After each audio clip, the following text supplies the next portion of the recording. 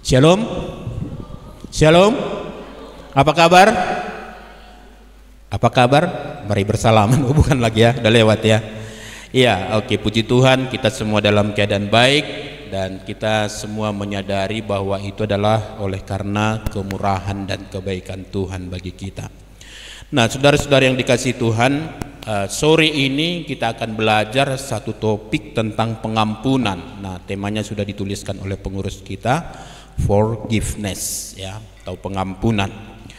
Mari kita membaca satu bagian firman Tuhan. Bisa salah seorang memegang mic-nya supaya kita bisa berganti-gantian membacanya.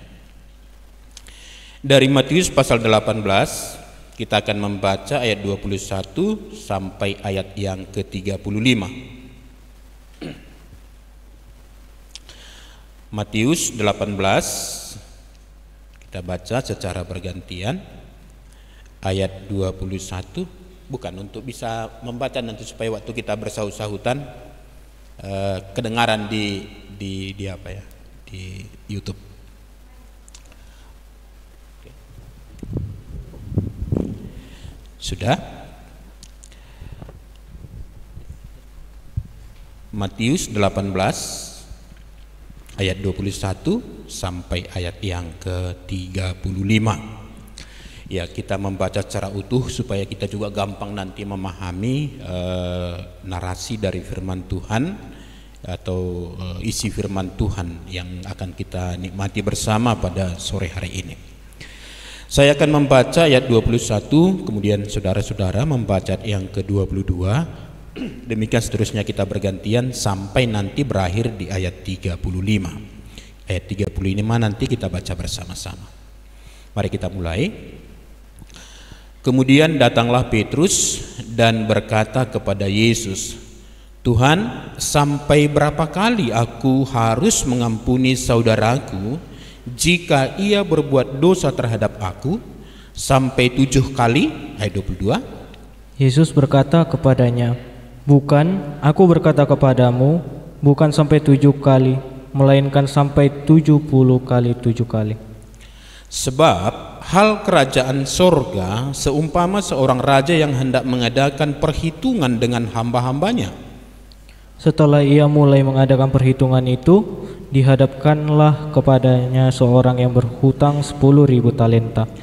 Tetapi karena orang itu tidak mampu melunaskan hutangnya, raja itu memerintahkan supaya ia dijual serta anak istrinya dan segala miliknya untuk pembayar hutangnya. Maka sujudlah hamba itu menyembah dia. Katanya, sabarlah dahulu, segala hutangku akan kulunaskan. Lalu tergeraklah hati raja itu oleh belas kasihan akan hamba itu, sehingga ia membebaskannya dan menghapuskan hutangnya. Tetapi ketika hamba itu keluar, ia bertemu dengan seorang hamba lain yang berhutang 100 dinar kepadanya. Ia menangkap dan mencekik kawannya itu. Katanya, bayar hutangmu. Maka sujudlah kawannya itu dan memohon kepadanya, sabarlah dahulu, hutangku itu akan kulunaskan. Tetapi ia menolak dan menyerahkan kawannya itu ke dalam penjara sampai dilunaskannya hutangnya. Melihat itu, kawan-kawannya yang lain sangat sedih, lalu menyampaikan segala yang terjadi kepada tuan mereka. Raja itu menyuruh memanggil orang itu dan berkata kepadanya, "Hai hamba yang jahat, seluruh hutangmu telah kuhapuskan karena engkau memohonkannya kepadaku. Bukankah engkau pun harus mengasihani kawanmu seperti aku telah mengasihani engkau?" Maka marahlah tuannya itu dan menyerahkannya kepada algojo-algojo sampai ia melunaskan seluruh hutangnya. Bersama-sama. Maka Bapakku yang di surga akan berbuat demikian juga terhadap kamu, apabila kamu masing-masing tidak mengampuni saudaramu dengan segenap hati. Sekali lagi saya baca ayat 35. Maka Bapakku yang di surga akan berbuat demikian juga terhadap kamu, apabila kamu masing-masing tidak mengampuni saudaramu dengan segenap hatimu. Baik, saudara-saudara yang dikasihi Tuhan, Kita yang hadir di sini kira-kira ada nggak musuh kita ya? Ada nggak ya? Ada ya? Nggak ada ya? Nah, saudara, seharusnya kalaupun kita punya musuh, itu bukan karena kita yang memulai permusuhan, tetapi ada orang lain yang kemudian mungkin iri hati, mungkin cemburu, mungkin apa yang terjadi menurut pikiran mereka, lalu mereka memusuhi kita. Nah, itu sebenarnya pengertian musuh di dalam konteks orang Kristen. Kenapa? Karena orang Kristen itu adalah pendamai. Jadi dia tidak menjadi inisiator terjadinya permusuhan. Nah, tetapi bisa saja oleh karena kesaksian kita yang baik itu, justru ada orang-orang yang kemudian membenci kita. Bisa terjadi. Atau kemudian karena kita mau menerapkan firman Tuhan dalam prinsip-prinsip kuliah atau bekerja, ada orang yang membenci kita. Ya, waktu ujian misalnya kita duduk di depan dekat dosen mengawas, lalu orang mau minta jawaban dari kita, kita tidak mau kasih. Nah, lalu nanti pulang dari situ kita dikatakan orang yang pelit, nggak berperikan manusiaan dan segala macam. Ya kan, percuma nak PHP katanya kan.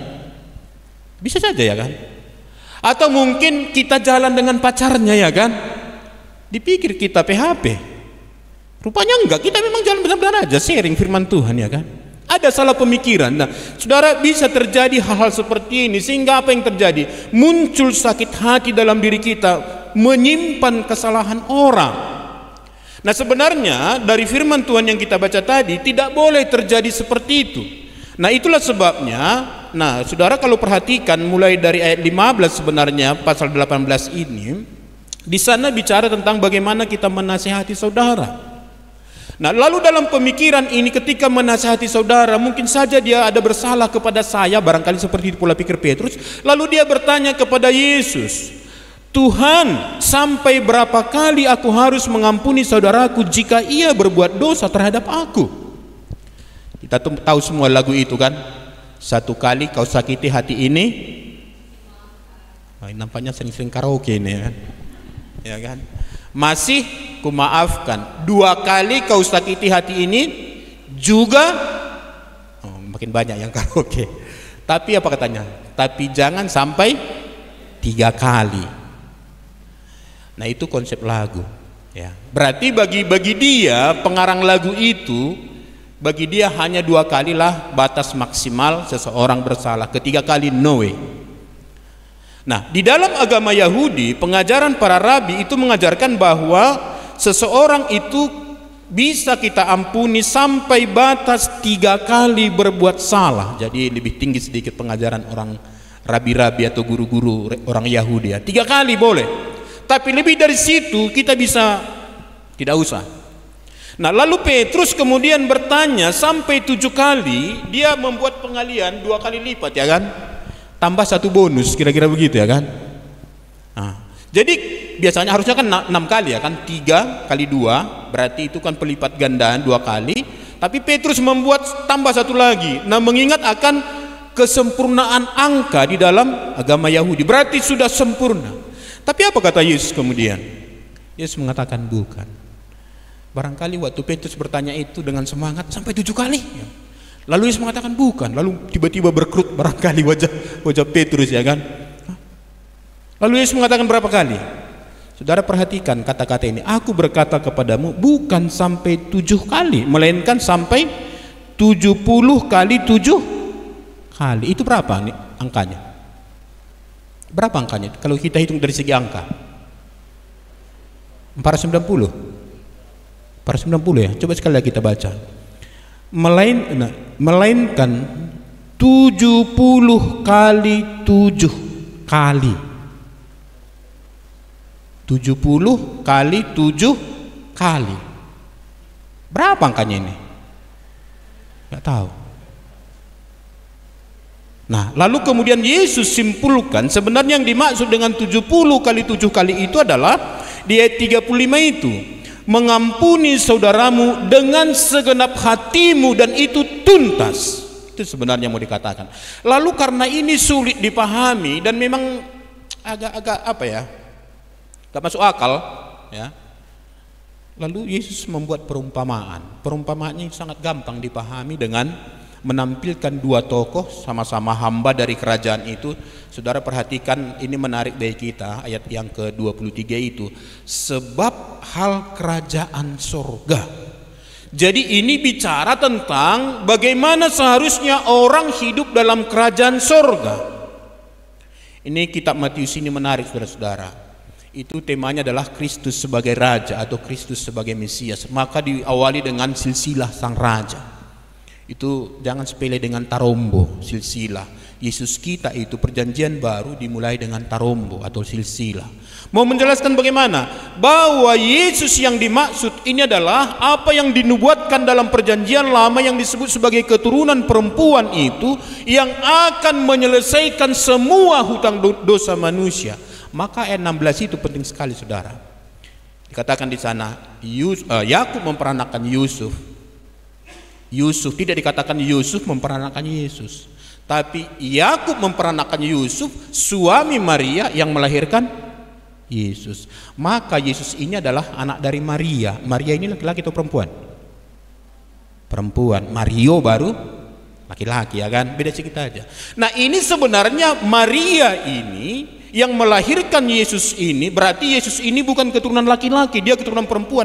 Dan itu adalah penggenapan dari Kejadian 3 ayat 15. Ketika manusia jatuh ke dalam dosa, lalu Allah menubuatkan solusi atas keberdosaan itu. Nah, lalu kemudian dijelaskan bagaimana Yesus itu lahir, lalu kemudian dia menuruti semua hukum Taurat.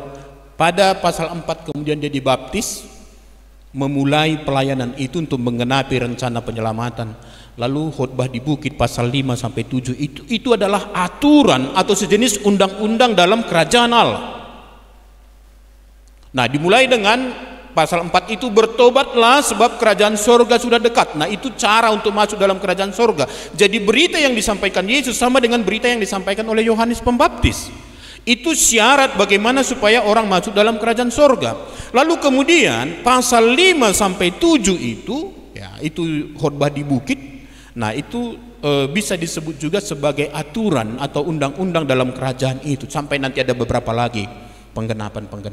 Lalu Yesus menunjukkan dirinya dengan kuasanya, dengan pengajarannya, bahwa dia benar-benar raja yang dinubuatkan itu. Banyak sekali pengajaran-pengajaran, banyak mujizat yang dilakukan. Nah, saudara, maka di sini dikatakan sebab hal kerajaan sorga. Maka ini adalah bicara tentang bagaimana pola hidup orang yang sudah menjadi warga kerajaan Allah. Nah, dan itu juga menarik, saya kira itulah sebabnya Petrus juga tidak mengatakan begini, saudara, waktu dia bertanya, Tuhan, sampai berapa kali aku harus mengampuni orang lain? Dia tidak katakan seperti itu. Tapi dia katakan, Tuhan, sampai berapa kali aku harus mengampuni saudaraku? Saudara tahu, kita lebih gampang mengampuni orang yang jauh dari kita daripada orang yang dekat dengan kita, yang disebut saudara. Coba perhatikan dalam keluarga-keluarga, ada yang bermusuhan, abang adik sampai bunuh-bunuhan. Ya. Ada yang saking sedemikian parahnya permusuhan itu sampai buat pernyataan, ini orang Batak sebenarnya kan, Pajupang di Tanorara katanya, tahu artinya? Itu Tanorara itu tanah merah, berjumpa di tanah merah, maksudnya berjumpa di kuburan. Bisa nggak mereka berjumpa di kuburan? Itulah saking sakitnya hatinya. Lalu dia menganggap bahwa kalau sudah mati sudah selesai. Tidak, saudara. Nah, saudara, mari kita perhatikan di sini. Jadi konteks di sini adalah konteks kerajaan Allah. Bagaimana kita sebagai saudara di dalam Tuhan harus menunjukkan pengampunan itu. Nah, Yesus memberikan contoh. Ada orang yang berhutang 10.000 talenta. Lalu ketika kita nggak tahu bagaimana kejadian ini kan, tapi ini kan perumpamaan, nggak perlu ditanya detail-detailnya kan, dari mana kok bisa berhutang seperti itu ya, karena pengajaran itu yang paling penting. Nah, dia berhutang 10.000 talenta, lalu kemudian ketika ditanya, berikan pertanggungjawaban, kira-kira begitu kan, bayar hutangmu. Lalu apa jawabnya? Ayat 26 mengatakan, maka sujudlah hamba itu menyembah dia, katanya, sabarlah dahulu, segala hutangku akan kulunaskan. Saudara, kalau nanti bikin perhitungan, sebenarnya 10.000 talenta itu sesuatu yang mustahil untuk dibayar. Itulah sebabnya kemudian raja itu mengatakan, jual aja dia. Dia sendiri dijual, istrinya dijual, anak-anaknya dijual. Itu pun sebenarnya belum cukup untuk melunasi hutangnya itu. Lalu kemudian permohonan hamba ini diresponi oleh Tuhan Yesus dengan diresponi oleh raja itu dengan belas kasihan, ayat 27 ya. Lalu tergeraklah hati raja itu oleh belas kasihan akan hamba itu, sehingga ia membebaskannya dan menghapuskan hutangnya. Saudara, nanti kita lihat pengampunan itu harus bayar harga. Siapa yang bayar? Bukan orang yang bersalah itu. Kita yang mengampuni yang harus bayar. Sama seperti yang dilakukan oleh raja ini. Nah, yang membuat kita kemudian sedih adalah ketika dia keluar dari, barangkali katakanlah dari sidang itu atau dari rapat itu atau dari pertemuan para pegawai raja itu, hamba-hamba raja itu, lalu dia keluar, dia bertemu dengan saudaranya. Berapa tanya hutangnya tadi? Hutangnya 100 dinar. Nah, lalu dia, coba saudara perhatikan ya, dia kemudian ayat 28, tetapi ketika hamba itu keluar, ia bertemu dengan seorang hamba lain yang berhutang 100 dinar kepadanya. Ia menangkap dan mencekik kawannya itu, katanya. Dan ini sebelum lagi dia meminta sesuatu, dia langsung bayar hutang. Sebenarnya tindakannya saja untuk sebelum mengatakan bayar hutangmu itu sudah sangat mengejutkan kita. Kok bisa begitu ya? Tapi dicekik katanya loh, bukan Horas bah, kan ada utangmu ya, masih kau ingat? Enggak gitu dia, cekik. Lalu pasti dengan emosi kemudian dia katakan, bayar hutang. Tapi saudara perhatikan ayat 29, maka sujudlah kawannya itu dan memohon kepadanya, sabarlah dahulu, hutangku itu akan kulunaskan. Saudara, seharusnya waktu temannya itu bilang, sabarlah dahulu, hutangku itu akan kulunaskan, harusnya itu menyadarkan dia, bukankah kata-kata itu yang kusampaikan kepada raja? Betul ya? Tadi kan waktu dia memohon pengampunan atau penghapusan hutangnya 26 itu juga dikatakannya, sabarlah dahulu, segala hutangku akan kulunaskan. Tapi dia tidak peduli. Dia justru kemudian ya memukulnya, lalu kemudian tidak memberikan pembebasan kepada dia, sampai kemudian dikatakan dimasukkan dalam penjara. Saya pikir-pikir begini, kalau ada orang berhutang kepada kita, lalu kita masukkan dia ke penjara, kira-kira bagaimana caranya dia membayar hutangnya? Apa di penjara dia punya bisnis? Enggak logis ya kan? Nah, saudara, mari kita pelajari beberapa hal penting dari sini. Nah, mengampuni berarti memberikan pengampunan atau membebaskan seseorang dari tuntutan karena melakukan kesalahan terhadap kita. Nah, maka sekali lagi saudara, pengampunan itu berbicara bagaimana saya tidak lagi memenjarakan seseorang dalam kesalahannya, tapi justru saya membebaskannya dari semua tuntutan-tuntutan yang diakibatkan oleh kesalahannya itu. Jadi kalau saudara masih menyimpan kesalahan orang, saudara sebenarnya sedang memenjarakan dia, membuat dia sulit untuk bertindak ya. Nah, lalu itu pengertiannya. Nah, lalu bagaimana caranya saudara supaya kita mampu mengampuni orang yang bersalah kepada kita? Saya pelajari teks ini panjang sekali alasannya ya. Tapi kita lihatlah pelan-pelan ya kan. Mungkin sampai jam 8 ya kan. Ya, bisalah ditawar ya kan, musim diskon ya kan. Nah, bagaimana caranya saudara supaya saya dan saudara, supaya kita semua mampu memberikan pengampunan? Saudara harus ingat, ini bukan perkara gampang. Saudara, selama di PAP ini, yang mana yang lebih sering saudara dengarkan khotbah? Tentang menghakimi atau mengampuni? Yang mana? Mengampuni, sama kita. Tapi yang dilakukan mana lebih banyak? Mengampuni atau menghakimi? Ini agak konek ya kan? Kayaknya nggak beres telinganya kan? Lain yang didengar, lain yang dilakukan. Kenapa? Karena memang kita tidak suka mengampuni saudara. Kita lebih suka menjelekkan orang lain, memposisikan orang lain bersalah. Kita lebih suka menghukum mereka dalam kesalahan mereka, menghakimi mereka. Ini bukan gampang, saudara. Kalau kita lihat nanti dalam kitab Matius ini bukan kali pertama Yesus mengajarkan tentang pengampunan. Waktu Yesus mengajarkan doa Bapa Kami, dia juga mengajarkan pengampunan. Artinya apa? Ini pelajaran yang sulit. Tapi walaupun sulit harus dilakukan. Seperti saudara di kampus, dosennya kadang-kadang memberikan ujian yang sulit. Jadi saudara jangan ajukan kepada dosen, Pak, Bu, ini sulit kali, maaflah ya, nggak usah saya kerjakan. Kira-kira apa nilaimu? Sulit tapi harus diperjuangkan untuk dilakukan. Saudara, ini nggak gampang, sekali lagi nggak gampang. Nah, untuk menolong kita bisa mengampuni orang lain, mari kita lihat beberapa hal di sini. Yang pertama, saudara, menyadari bahwa mengampuni itu adalah perintah dari Allah kita. Ayat yang ke-22 dikatakan demikian. Ya. Yesus berkata kepadanya, bukan aku berkata kepadamu, bukan sampai 7 kali, melainkan sampai 70 kali 7 kali. Maka saudara, mengampuni itu adalah perintah. Perintah dari siapa? Raja di atas segala raja, Tuhan yang kita kenal di dalam Yesus Kristus Tuhan kita. Ada upah seorang Batak begini, baris-baris ni gajah di rura Pangaloan, mulu marsuru raja dae sonioloan. Tahu artinya? Kalian orang Batak atau enggak ya? Orang Batak ya? Nah, kira-kira begini ya, inti dari upah saya gini, kalau raja sudah memerintahkan kita melakukan sesuatu, pantang untuk tidak dituruti. Itu masih rajanya orang Batak loh. Ini yang memerintahkan siapa? Raja di atas segala raja, pencipta kita. Saudara berani membantah Allah? Keterlaluan, saudara.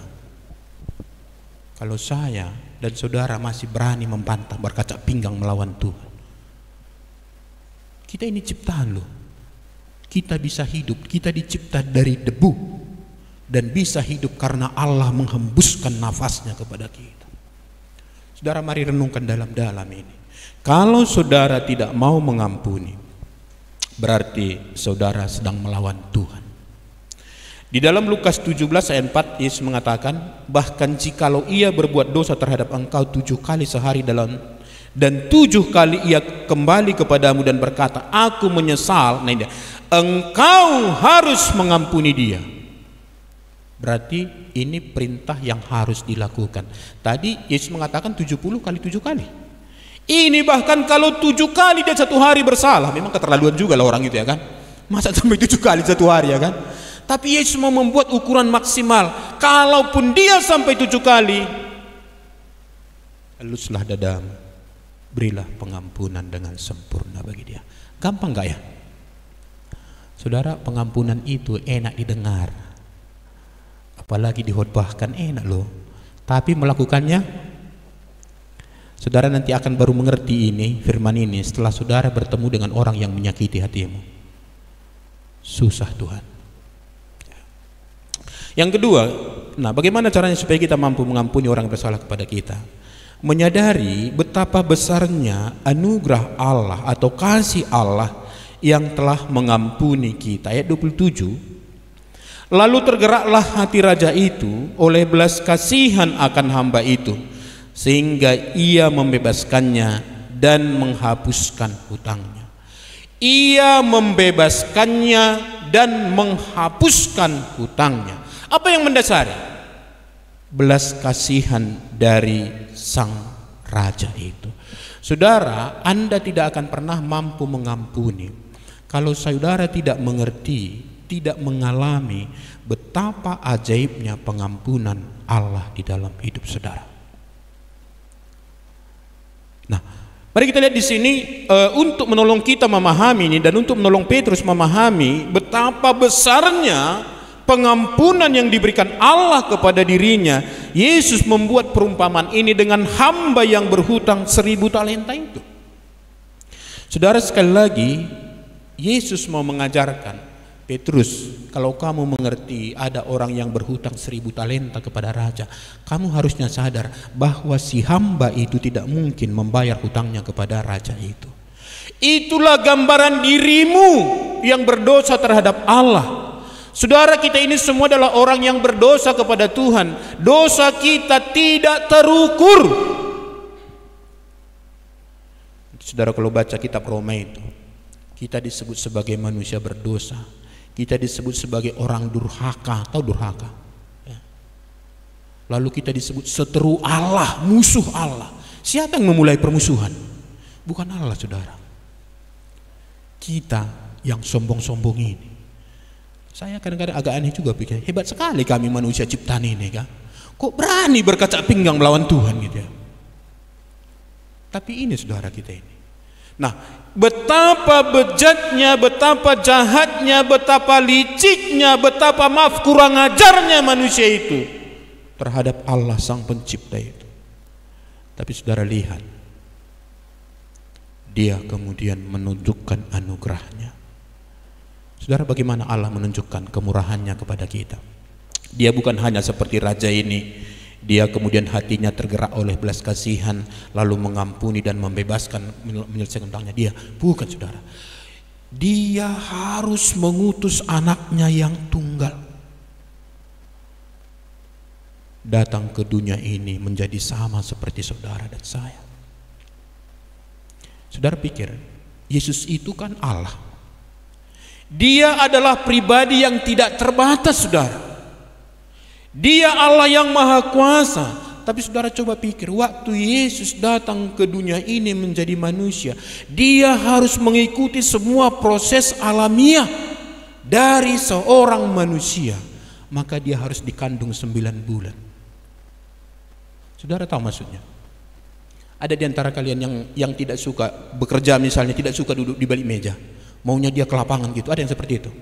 Saudara bayangkan kalau saudara kemudian yang suka keluar melakukan pekerjaan, lalu sekarang harus dipaksa bos, kamu duduk di sini ya, kerjakan di sini. Saudara duduk saja di situ sudah stres, saudara. Bayangkan Yesus yang adalah Allah yang bebas, yang maha kuasa itu, yang tidak terbatas itu, harus di dalam rahim seorang Maria selama 9 bulan. Enak enggak itu? Enggak loh. Saudara, kalau bicara tentang penderitaan Kristus, itu tidak bicara tentang Via Dolorosa, bukan hanya di situ, saudara. Mulai dari Yesus memutuskan Dia menjadi manusia, itu sudah penderitaan. Dikandung 9 bulan. Dan saya baca Alkitab, tidak pernah dijelaskan Yesus loncat dari kandungan Maria, kan? Kan nggak ada ya? Nggak tahu Alkitab kalian nggak pernah catat itu. Alkitab saya nggak pernah mencatat itu. Saya sudah baca 9 kali. Nggak pernah. Dia tunduk kepada hukum yang diberikannya. Lalu waktu dia anak-anak, dia seperti anak-anak. Benar seperti anak-anak loh. Sampai remaja. Saudara perhatikan, waktu dia mengajar, apa semua orang suka dengan dia? Tidak, saudara. Orang-orang Farisi mencaci maki dia, mengatakan dia seperti penghulu setan. Saudara, sakit enggak itu? Yesus memikirkan kebaikan bagi mereka. Yesus memikirkan solusi atas keberdosaan mereka. Yesus mengadakan mujizat menunjukkan bahwa Dia adalah Allah yang menjadi manusia, yang menjadi Mesias yang dinubuatkan itu. Tapi sekarang disamakan dengan iblis. Saudara, kalau saya katakan sekarang, ini nih Tito kamu iblis ya, kira-kira gimana? Sakit hati kita loh. Tapi lihat, Yesus menanggung semua itu. Maka benar yang dikatakan Nabi Yesaya, Dialah yang menanggung segala kelemahan kita. Lalu kemudian ditangkap, disiksa. Saudara sudah pernah dengar cerita itu. Sampai kemudian dia disuruh pikul salib. Saudara coba pikir ya, Yesus itu waktu mikul salib itu kan punggungnya sudah penuh dengan luka. Bukan satu luka loh, penuh dengan luka, cambukan-cambukan. Lalu kepalanya dimahkotai dengan duri. Begitu ya. Yang saya tahu, mahkota duri tetap lengket di kepala Yesus sampai dia mati di kayu salib. Artinya apa? Waktu Yesus memikul salib itu, saudara, dia harus sangat hati-hati. Bergeser sedikit kena kepala, ini makin masuk, ini duri. Kalau punggungnya ini kena kayu kasar itu, makin luka lah di sini, keluar darah. Mengerikan, saudara. Nah, saudara, kalau saudara sudah mengerti betapa dalamnya, luar biasa, agungnya pengorbanan Kristus di kayu salib ini, masih sanggup saudara untuk tidak mengampuni? Nah, maka itu yang dikatakan oleh firman Tuhan di sini. Yesus itu sudah membayar seluruh hutang dosa kita yang sebenarnya tidak mungkin kita lunaskan. Maka Yesus sebelum dia mati, dalam Yohanes 19 ayat 30 dia katakan, sudah selesai. Apa yang sudah selesai? Semua hutang dosa manusia. Saya mulai dari kandungan sampai nanti mati, dosa saya sudah diselesaikan Tuhan Yesus di kayu salib. Dosa Adam sampai manusia paling terakhir nanti lahir, itu sudah diselesaikan oleh Tuhan Yesus di kayu salib. Maka dikatakan sudah selesai. Saudara, Yesus menyelesaikan hutang dosa kita di kayu salib. Saya tidak tahu apakah saudara sudah menerima pengampunan itu. Memang kalau belum seseorang menerima pengampunan dari Kristus, tidak mungkin dia mampu untuk mengampuni orang lain. Tidak bisa. Tidak bisa, saudara. Tidak bisa. Maka renungkan kembali besarnya kasih Tuhan yang telah membebaskan kita, melunasi hutang dosa kita ini semua. Tidak ada taranya, saudara. Dan satu manusia harus mati terengah-engah di kayu salib itu. Waktu Yesus tersalib itu, saudara, tangannya dipaku, kakinya dipaku, dia tarik napas saja susah. Kalau dia tarik napas berarti bergerak tangannya ini dua-dua, itu akan menambah sakitnya di dalam tubuhnya. Saudara, renungkan dalam-dalam, kenapa kita harus mengampuni? Karena Allah di dalam anugerah dan kasih-Nya telah mengampuni kita. Enggak sebanding, saudara. Ini kalau kita buat hitung-hitungan, itu 10.000 talenta itu kalau kita konversi dengan dinar, itu adalah 60 juta dinar. Satu dinar itu dikatakan upah satu hari pekerja. Nah, sementara hutang atau piutangnya kepada temannya ini hanya 100 dinar. 100 dinar bandingkan dengan 60 juta dinar. Kalau kita buat perbandingannya itu 1:600.000 dinar. 1 dinar itu masih mungkin dibayar oleh orang ini sebenarnya. Tapi hutangnya kepada raja itu tidak mungkin, saudara. Demikianlah keberadaan kita dengan Allah itu. Sebenarnya kesalahan orang itu kepada kita, dia masih bisa selesaikan dengan kita. Tapi dosa kita, kesalahan kita, hutang kita dengan Allah tidak bisa kita selesaikan. Belum lagi bagaimana ceritanya kita bisa menyelesaikan. Dosa telah membawa kematian kepada kita. Upah dosa ialah maut. Bisa enggak orang mati bayar hutang? Gimana ceritanya, ya kan? Saya manusia berdosa. Saudara perlu pahami dalam-dalam. Di dalam agama Kristen, berdosa itu bukan karena seorang melakukan dosa, kecuali Adam dan Hawa, ya. Kita berdosa bukan karena melakukan dosa. Kita sudah berdosa sebelum melakukan dosa. Itulah yang dikatakan Mazmur 51 ayat 7.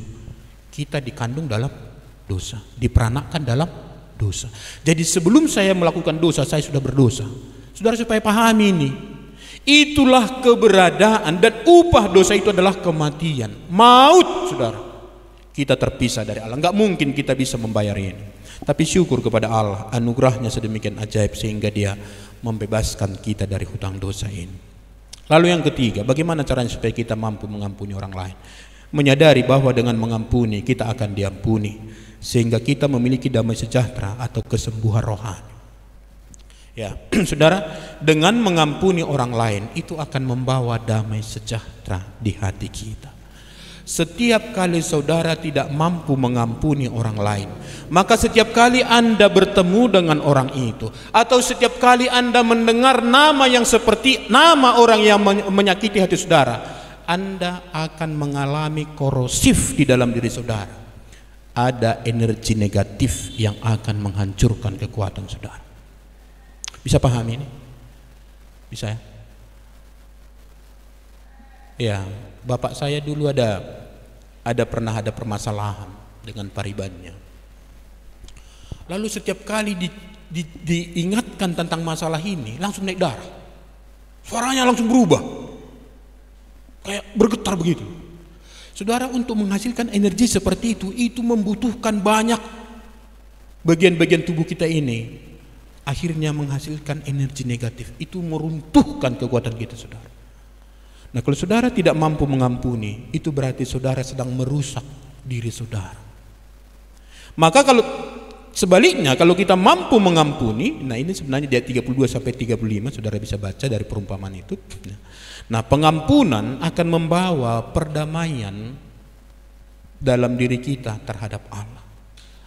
Pengampunan akan membawa kedamaian dalam diri kita. Saudara, coba dalam komunitas kita, dalam persekutuan akhir pekan ini, kalau ada orang yang tidak kamu sukai atau yang kamu benci di sini, kira-kira kalau jumpa dengan dia, kamu bisa berjalan dengan lurus? Apa? Sorry, shalom. Ada? Jalan kalau pas dia di sini belok sedikit gini, ya, pura-pura ambil teh gitu ya kan? Padahal sebenarnya mau menghindari dia. Saudara, tidak mengampuni menghasilkan kemunafikan, saudara. Mengerikan, ya. Nah, saudara, merusak kedamaian dalam batin kita, tapi juga merusak keharmonisan dengan sesama. Saudara perhatikan tadi, ketika hamba yang berhutang 10.000 talenta ini mencekik kawannya dan tidak mau membebaskan dia, itu merusak komunitas mereka, terganggu saudara-saudaranya yang lain, susah saudaranya yang lain. Saudara, jangan tambah tupik doa di persekutuan akhir pekan ini. Sudah banyak tupik doa kita, tupik doa pelayanan, ya kan? Kita sudah berdoa puas untuk itu. Jangan tambah lagi dengan karena sakit hatimu, tolonglah Kak doakannya, aku sakit hati sama siapa, selesaikan sendiri. Bisa ya? Ini kau usah lapor ke pengurus, tambah ini ada tupik doa, ya kan? Jangan nanti tambah tupik doa di sini, ya kan? Sulit aku mengampuni. Saudara, enggak saudara. Jangan susahi pengurus. Ya. Yang keempat, menyadari ya bahwa dengan mengampuni kita sedang mewujudkan kasih terhadap saudara kita. Perhatikan ayat 33 tadi. Raja itu menekankan dengan dalam ini kan. Bukankah engkau pun harus mengasihi kawanmu seperti aku telah mengasihani engkau? Ini dibuat dalam bentuk ya, kalimat negatif ya, bertanya ya, dalam bentuk kalimat negatif. Itu menegaskan artinya. Saudara, kalau saudara mengatakan saudara mengasihi saudara-saudara kita seperti ini satu persekutuan, maka tidak bisa tidak mengampuni. Tidak ada jaminan dalam komunitas kita ini, saudara, selalu baik-baik saja. Tidak. Selalu ada kemungkinan salah. Itulah sebabnya kasih dan pengampunan itu, saudara, seperti dua sisi mata uang logam, tidak dapat dipisahkan satu dengan yang lain. Jadi kalau saudara mengasihi saudaramu, buka dirimu untuk memberi pengampunan. Mengapa kamu bisa mengampuni? Karena kamu mengasihi dia. Berarti kalau tidak mau mengampuni, berarti dia sedang membenci saudaranya. Kalau seseorang pembenci, bapaknya siapa ya? Menurut Yohanes 8, siapa bapak pembenci itu? Allah Bapa? Iblis. Masa kita mau disebut anak iblis? Enggak lah ya. Nah, jadi saudara, kita diajar Tuhan untuk boleh mengasihi saudara, dan itu pernah diingatkan dalam Matius 22 ayat 39. Dan hukum yang kedua yang sama dengan itu ialah kasihilah sesamamu manusia seperti dirimu sendiri. Saudara, mengasihi sesama erat dengan mengasihi diri. Berarti kalau kamu membenci saudaramu, kamu pun sedang membenci dirimu sebenarnya. Ingat, saudara, tidak mengampuni itu berarti sedang menyakiti saudara kita. Coba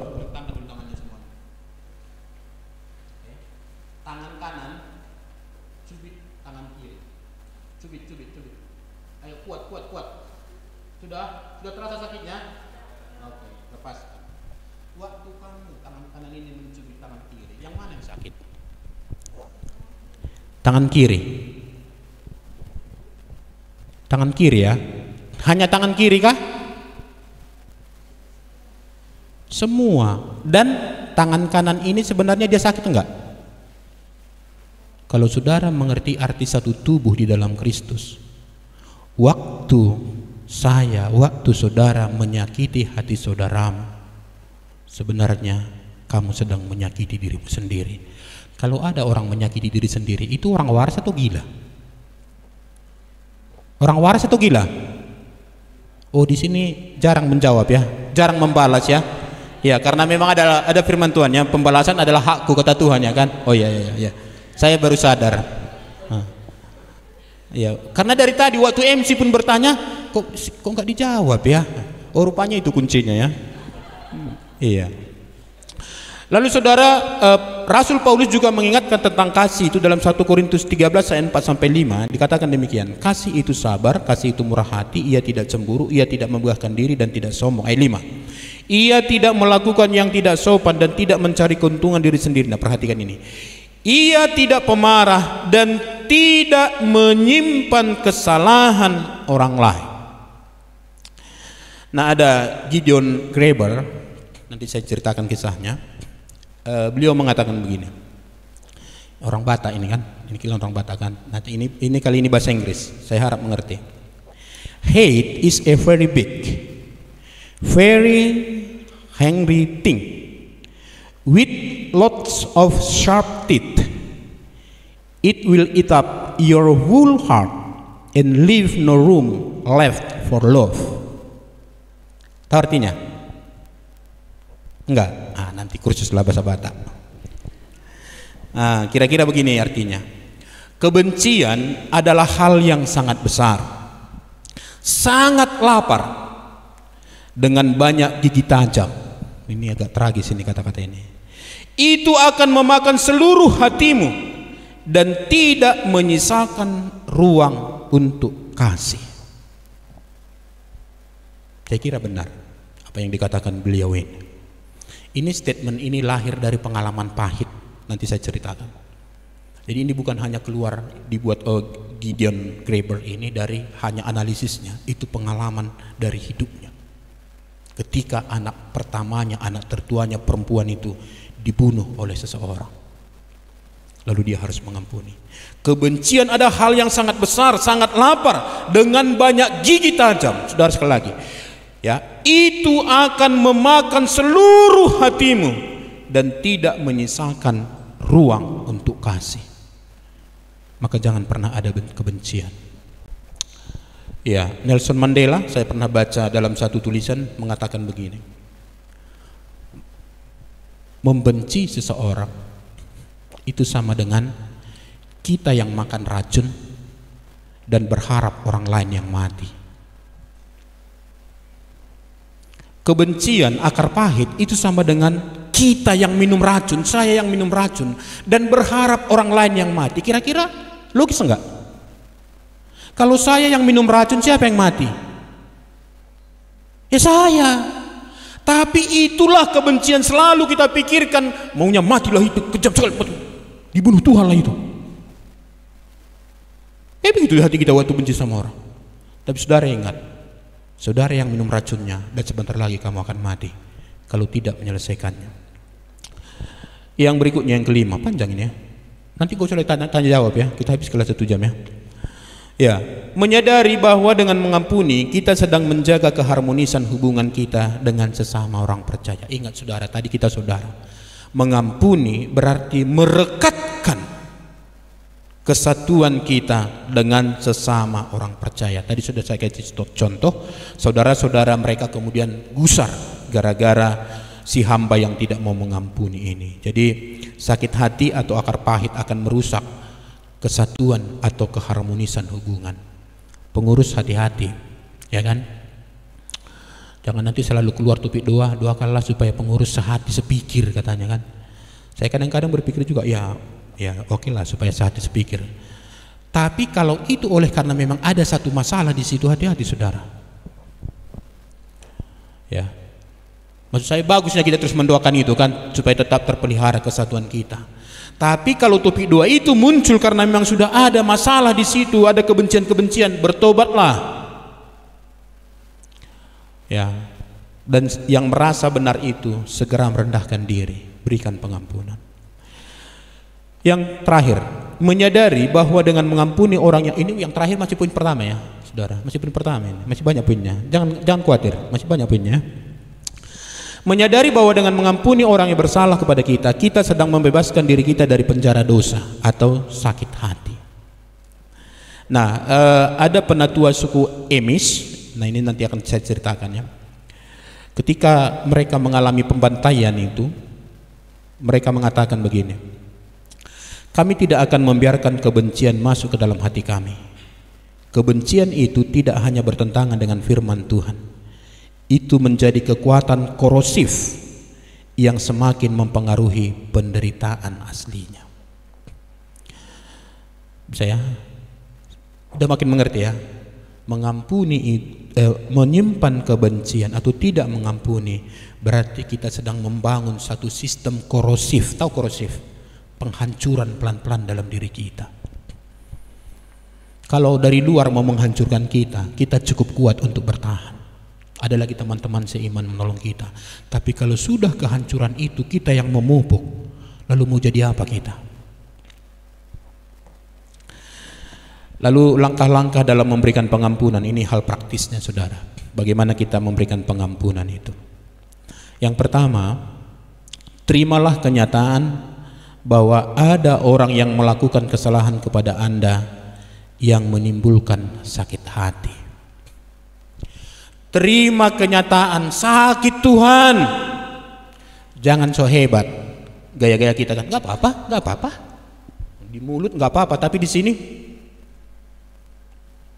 saudara terima. Aku memang sakit hati dibuat si anu itu. Bahkan setiap kali aku ingat dia wajahnya waktu bilang kata-kata itu masih aku ingat sekali kan, kadang-kadang begitu ya kan. Nampak kali jelasnya, intonasi kata-katanya masih nyaring di telinga kita. Padahal udah 10 tahun. Kenapa kesalahan orang memori kita kencang kali mengingatnya kan? Betul loh. Kenapa? Karena selalu direproduksi oleh hati kita, oleh pikiran kita, berdialog pikiran dengan hati kita tentang sesuatu itu. Itu karena tidak kita selesaikan. Sampai kadang-kadang wajahnya begitu jelas terpampang kayak divisualisasi gitu loh. Suaranya terdengar nyaring begitu. Intonasinya pas gitu. Saudara, terima kenyataan, Tuhan, sakit hatiku. Sakit hatiku dibuatnya.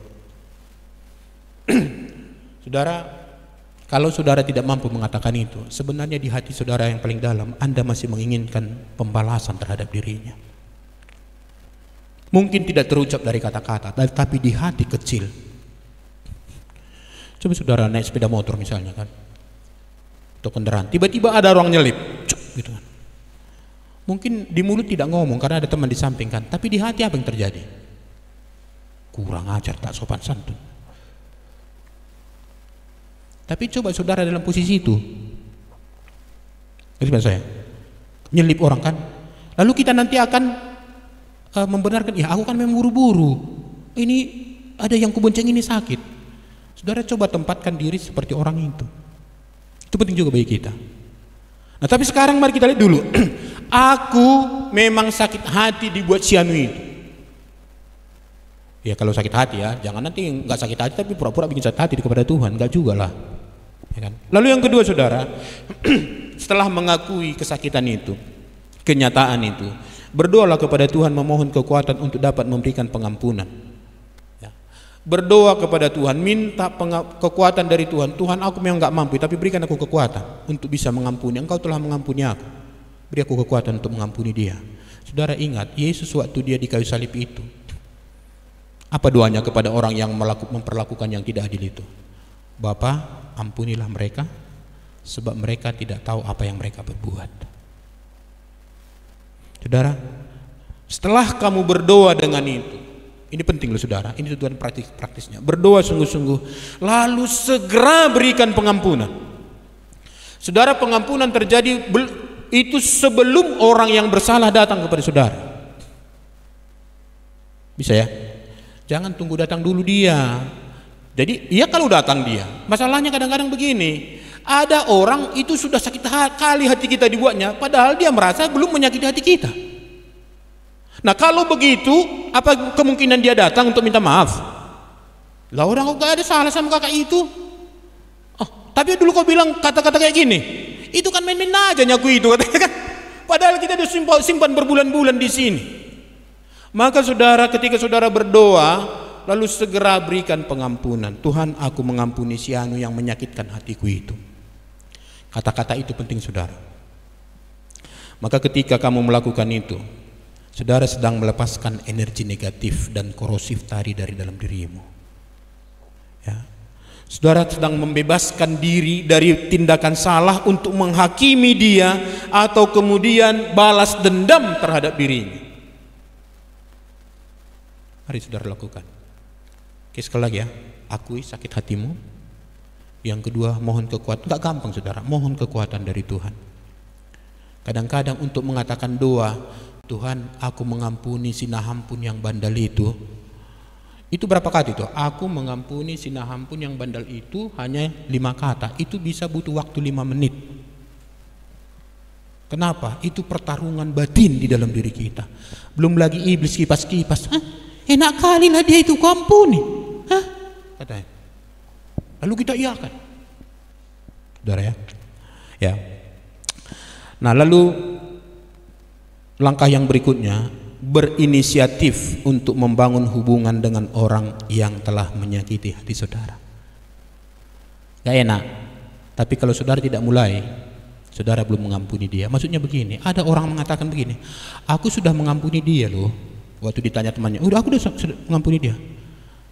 Betul, iya, aku udah betul mengampuni dia. Cuman itu asal jumpa kami mau aku jambak aja dia, katanya. Lah itu tidak mengampuni.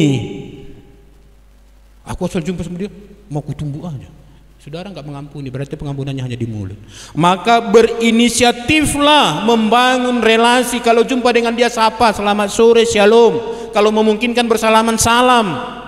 Walaupun waktu kita salam, kalau dia menyadari kesalahannya, sore katanya. Tapi kita yang sudah memulai rekonsiliasi, ini caranya Tuhan saudara. Manusia tidak pernah ajukan proposal kepada Tuhan untuk pengampunan dosanya. Tidak pernah. Allah yang kemudian berinisiatif. Itulah sebabnya dia datang di dalam diri Yesus Kristus. Maka saudara, kualitas pengampunan itu harus sempurna seperti yang sudah kita baca tadi itu. Bukan 70 kali 7 kali. Bukan 7 kali, tapi 70 kali 7 kali. Tak terhingga. Berikan. Itu untuk kepentingan kita saudara. Sempurna di dalam pengampunan itu. Bagian terakhir, ini benar-benar terakhir ya. Apa konsekuensinya bagi orang yang tidak mau mengampuni? Nah, ayat 32 sampai 35 saya bacakan buat kita, demikian firman Tuhan. Raja itu menyuruh memanggil orang itu dan berkata kepadanya, hai hamba yang jahat, seluruh hutangmu telah kuhapuskan karena engkau memohonkannya kepadaku. Bukankah engkau pun harus mengasihani kawanmu seperti aku telah mengasihani engkau? Maka marahlah tuannya itu dan menyerahkannya kepada Algojo sampai ia melunaskan seluruh hutangnya. Ayat 35. Maka Bapakku yang di sorga akan berbuat demikian juga terhadap kamu apabila kamu masing-masing tidak mengampuni saudaramu dengan segenap hatimu. Konsekuensi bagi orang yang tidak mau mengampuni, yang pertama, ia akan disebut sebagai hamba yang jahat yang tidak tahu berterima kasih. Berarti balik lagi dong seperti status semula ya kan, orang jahat kita disebutkan. Nah saudara, jangan campur adukan ini dengan konsep keselamatan ini ya.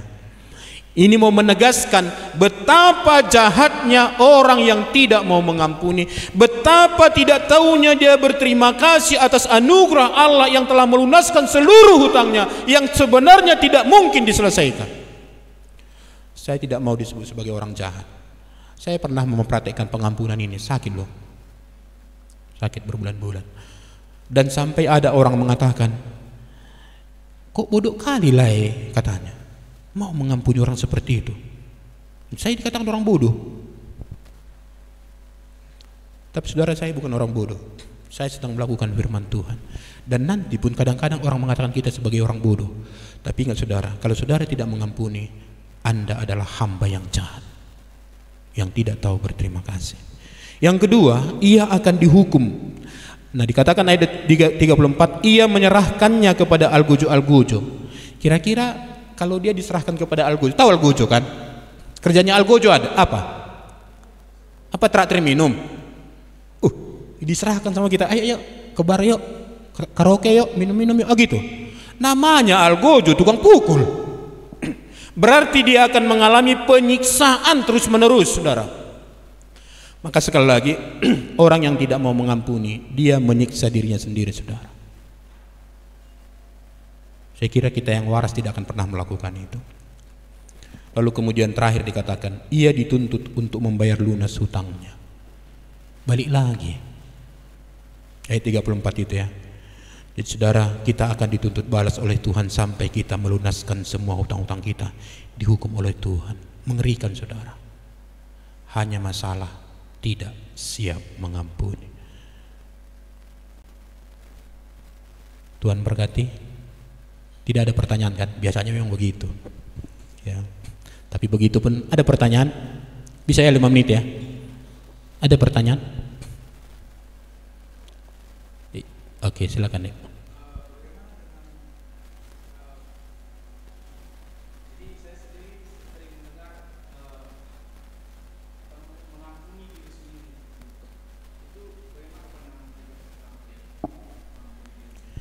Oke, terima kasih. Mengampuni diri sendiri. Nah,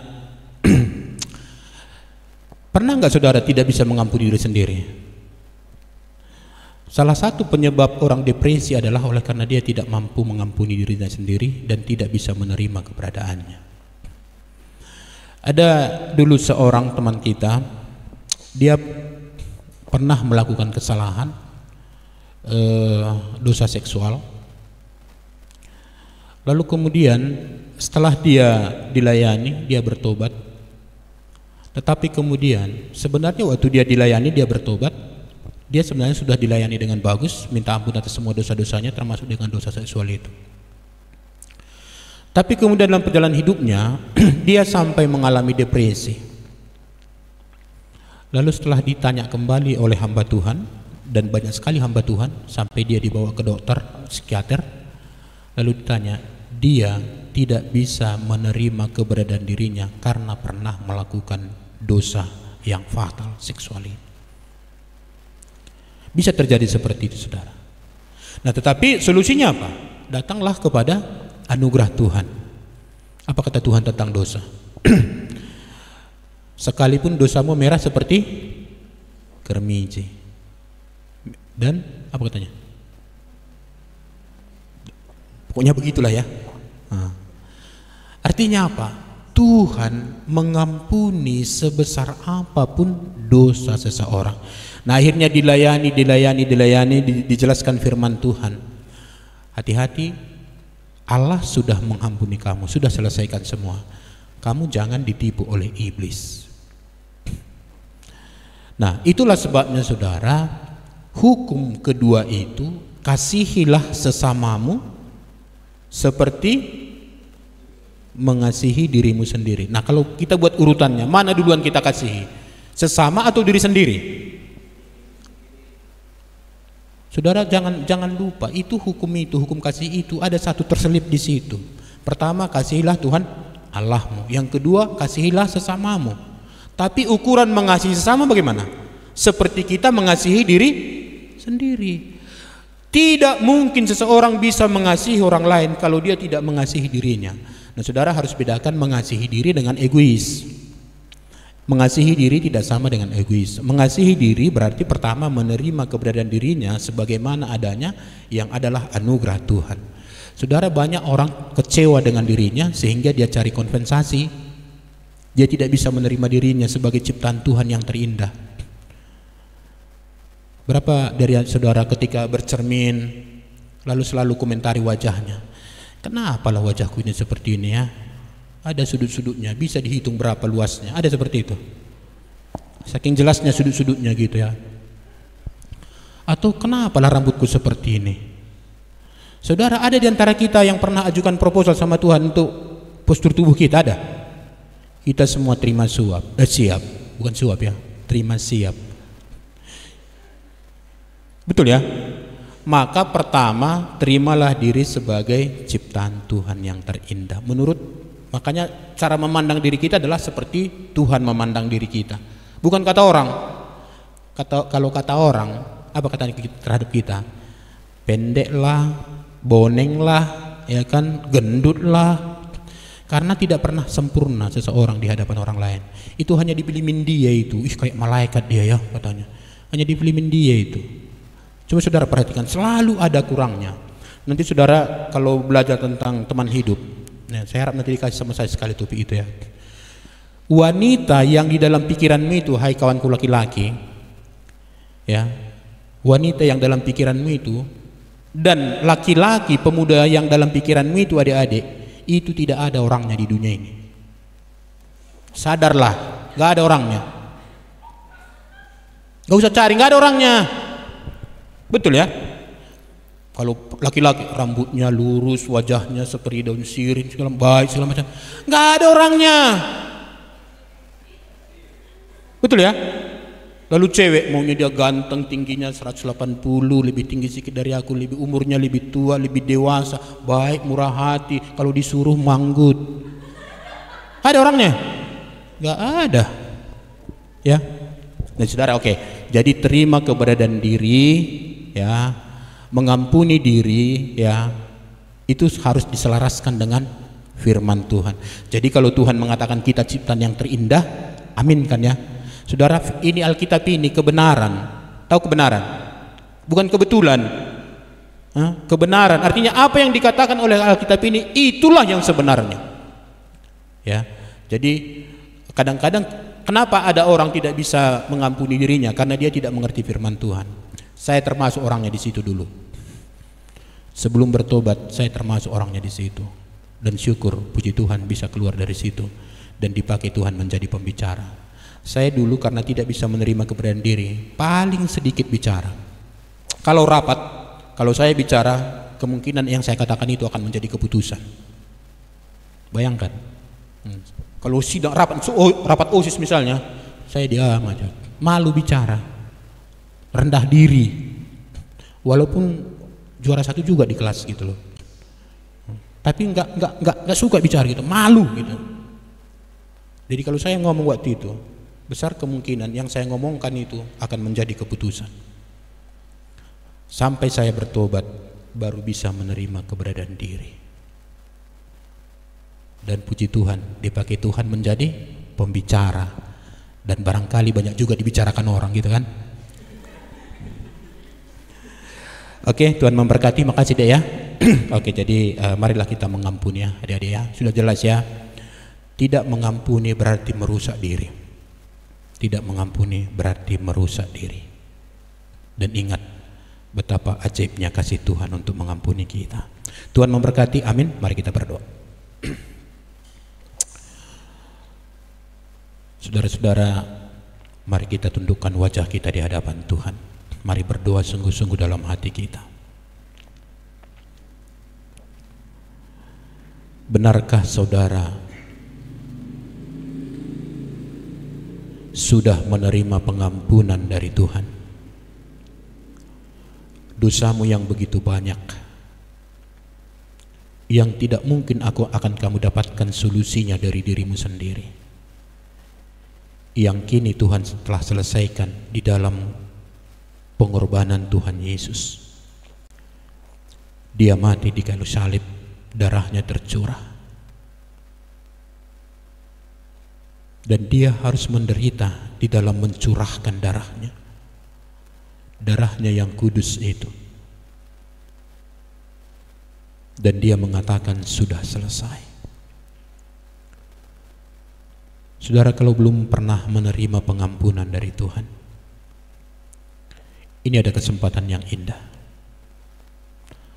Berbicaralah dalam hatimu, dalam kerendahan hati dengan iman yang sungguh-sungguh. Berdoalah demikian. Tuhan Yesus, aku mengaku bahwa aku adalah manusia berdosa, dan tidak mungkin kuselesaikan dosaku itu karena begitu besar. Bahkan dosa itu telah membawa kematian kepada aku. Dan aku bersyukur Karena Yesus telah mati menggantikan aku. Darahnya tercurah di Kalvari. Darah yang tanpa dosa itu, darah yang kudus itu harus ditumpahkan untuk membasuh aku dari segala dosa dan pelanggaranku. Dan Engkau telah menyelesaikannya dengan tuntas. Terima kasih Tuhan. Dan kini aku datang ke hadapan-Mu. Aku membuka hatiku kepadamu ya Tuhan Yesus. Aku membuka segenap kehidupanku kepadamu ya Tuhan Yesus. Masuklah Engkau di dalam diriku ya Tuhan. Masuklah Engkau ya Tuhan Yesus. Bertahtalah dalam seluruh kehidupanku. Engkaulah yang menjadi Tuhanku. Engkaulah yang menjadi Rajaku. Dan Engkaulah yang menjadi juru selamat pribadiku. Teguhkan dan kuatkanlah aku, supaya aku setia mengikut Engkau dan melayani-Mu seumur hidupku.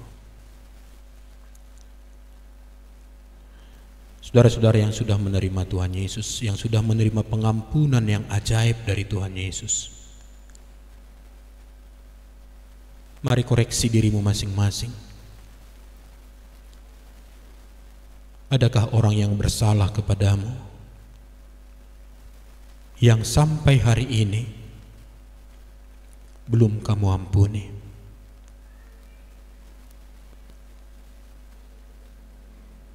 Ingatlah saudara,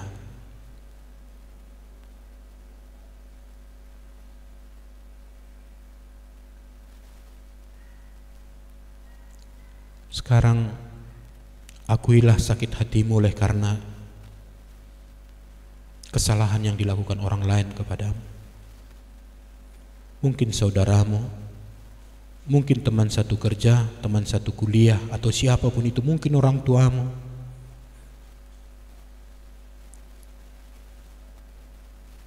Nyatakan dengan jujur kenyataan yang ada. Dan sekarang mintalah kekuatan dari Tuhan, supaya kita dimampukan, supaya saudara dimampukan untuk memberikan, melepaskan pengampunan itu.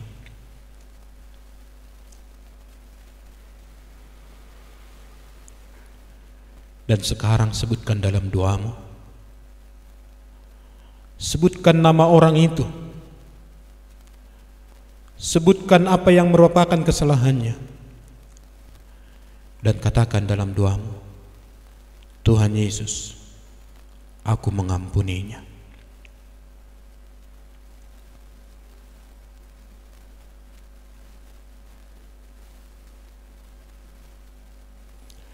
Dan berjanjilah di hadapan Tuhan, kalau suatu saat bertemu dengan orang yang menyakiti hatimu,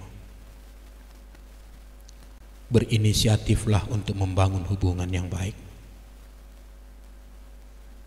Bangunlah relasi kembali dengan dia, sehingga sebagaimana dulu persahabatan saudara itu akan terjalin kembali, bahkan lebih indah lagi.